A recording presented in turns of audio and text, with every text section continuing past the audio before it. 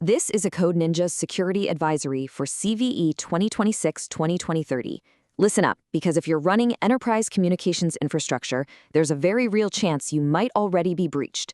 We are issuing an emergency directive right now regarding a critical, unauthenticated remote-to-root exploit that is actively destroying networks as we speak.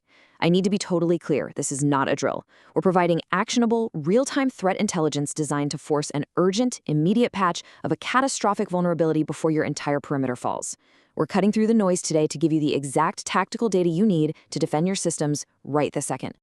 So who is in the crosshairs? The specific targets are Cisco Unified Communications Manager, or Unified CM, and the Session Management Edition. We are talking about enterprise-grade IP telephony and call processing infrastructure.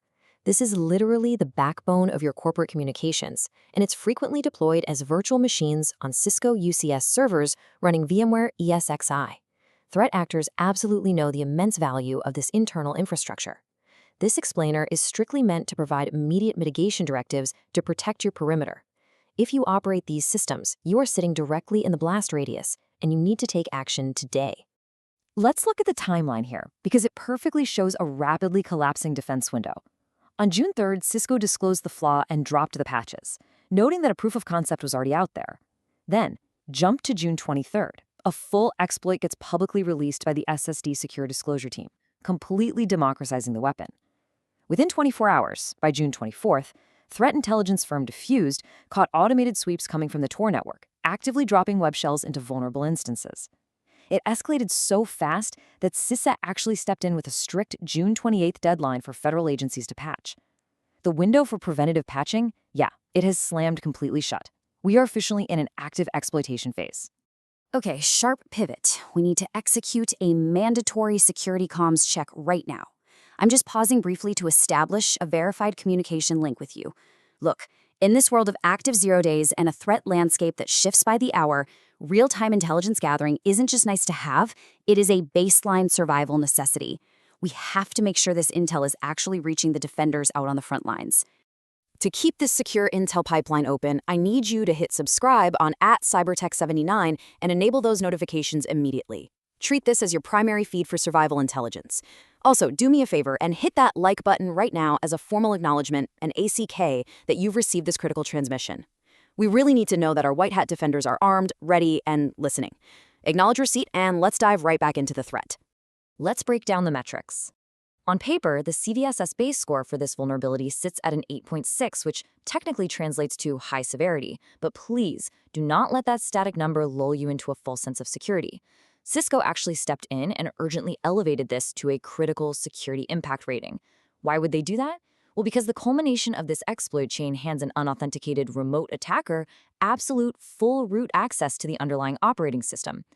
An 8.6 severely downplays the real-world operational risk here, especially when the end result is a total system takeover by an anonymous adversary just sitting across the internet. To actually defend against this, we have to understand the vulnerability at a programmatical level. The root cause of CVE 2026-2030 is an SSRF, a server-side request forgery. This happens because of improper input validation for specific HTTP requests inside those affected Cisco components. Basically, the attacker sends a specially crafted, highly malformed HTTP request, and because the server fails to properly check this input, it gets tricked into executing unauthorized actions on the attacker's behalf. In this exact scenario, they manipulate the SSRF to write arbitrary files straight to the underlying operating system. That is the critical first step toward privilege escalation. Now, there's a very specific trigger condition for this exploit to work. The WebDialer service has to be active. Out of the box, Cisco ships WebDialer disabled by default, which is the secure, safe configuration. But here's the catch. Countless enterprise environments routinely flip that switch to enabled just to provide legacy click-to-dial functionality for their users. If you turn that service on for a little extra convenience, you have inadvertently exposed your entire communications perimeter to this vulnerability. It's a classic dangerous pattern, right? Optional legacy functionality quietly sitting there, eventually becoming the most devastating path for threat actors. So, how does this actually play out? The weaponized attack chain we're seeing in the wild moves in 4 distinct phases. Step 1, the unauthenticated attacker targets that exposed WebDialer service.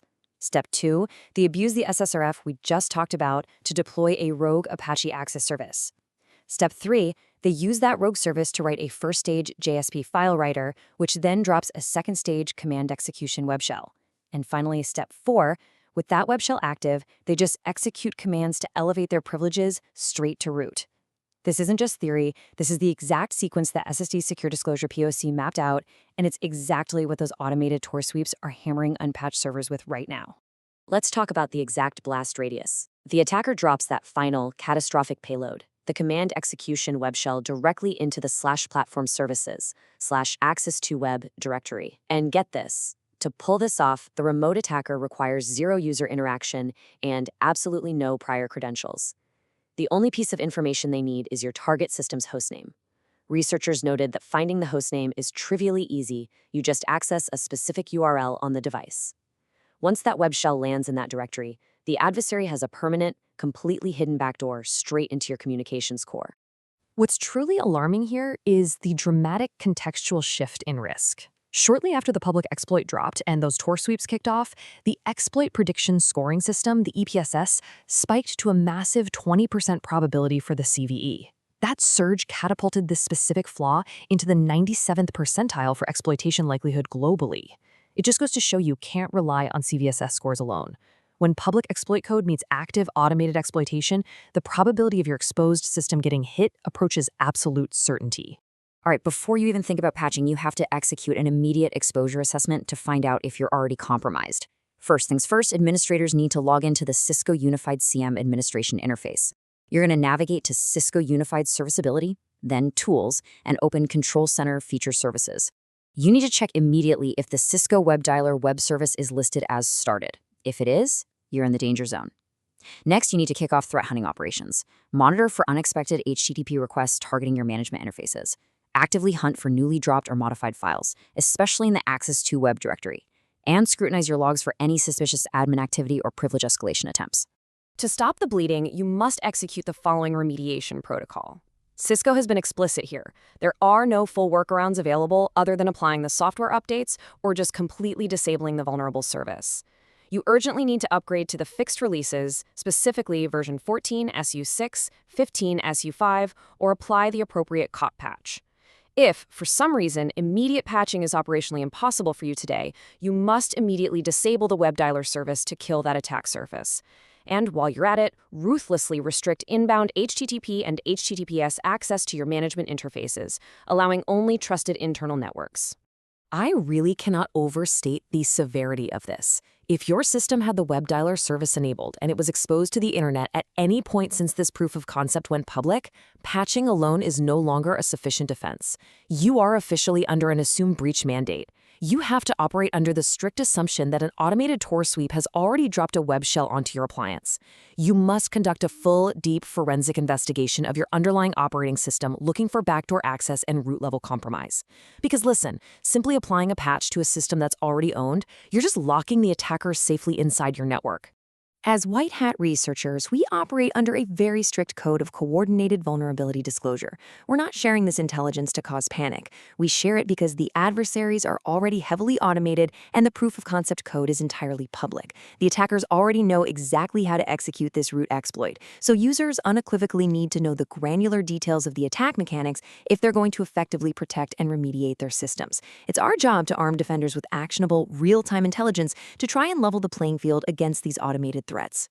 This whole incident with Cisco Unified CM perfectly illustrates a terrifying reality in modern enterprise security. Optional, legacy services that are just left forgotten and enabled, they are silently ticking time bombs inside your network.